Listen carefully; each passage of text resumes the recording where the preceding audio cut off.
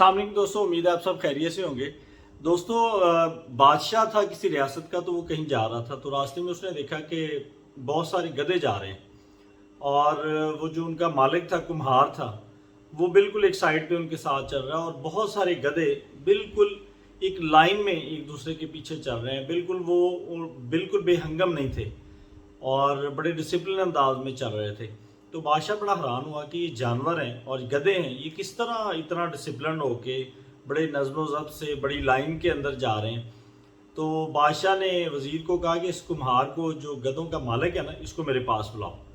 तो वो जो कुम्हार था वो बादशाह के पास हाज़िर होता है। तो बादशाह उसको पूछता है कि जी ये क्या माजरा है, ये सारे जो गधे हैं, जानवर हैं हालांकि, ये किस तरह बड़े तरतीब से नज़्म ज़ब्त से जा रहे हैं, ये लाइन नहीं तोड़ते या बेहंगम नहीं होते। तो कुम्हार ने कहा जी बिल्कुल नहीं होते। उसने कहा जी कैसे, तुम इसको कैसे कंट्रोल करते हो। तो उस कुम्हार ने कहा जी कि जो भी गधा जो है वो लाइन से दाएं बाएं हट के चलता है या कुछ शरारत करने की कोशिश करता है तो मैं उसको सज़ा देता हूँ। तो वो गधों को ये डर रहता है कि मैं उनको सज़ा ना दूँ, इसलिए वो बड़े नज़्म ज़ब्त से आते हैं और बड़े नज़्म ज़ब्त से जाते हैं कहीं भी। तो बादशाह बड़ा हैरान होता है। बादशाह कहता है कि अगर मैं तुम्हें सल्तनत का निज़ाम दूँ कि सल्तनत में अमन कायम कर दो तो कर लोगे। तो कुमार ने फ़ौरन हामी भर ली। उसने कहा जी ये तो मसला ही कोई नहीं है, तो आप मुझे ये मनसब दे दें तो मैं ये आप जो रियासत है, सल्तनत, उसमें बिल्कुल अमन कर दूंगा, सीधा कर दूंगा निज़ाम।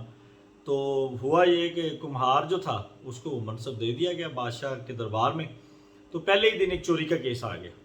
जब चोरी का केस आया तो जो कुम्हार था उसने बड़ी तवज्जो से सुना। उसके बाद जब उसको समझ आ गई कि ये इस बंदे ने चोरी की है तो उसने एक जल्लाद को कहा कि जिसके हाथ काट दो।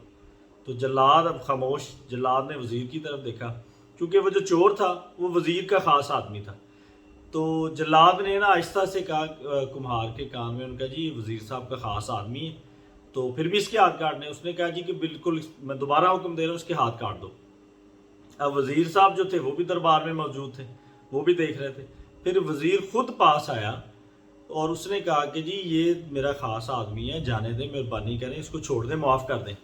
तो वो जो कुम्हार था उसने दोबारा बावाज़ बुलंद कहा। उसने कहा चोर के हाथ काट दिए जाए और जो इसका सिफारशी है उसके भी हाथ काट दिए जाए, जो इसकी सिफारिश कर रहा है उसके भी हाथ काट दिए जाए।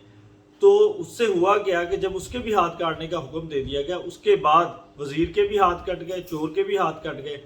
उसके बाद रियासत में किसी की जुर्रत नहीं हुई कि चोरी करे और चोरी करने वाले की सिफारिश करे।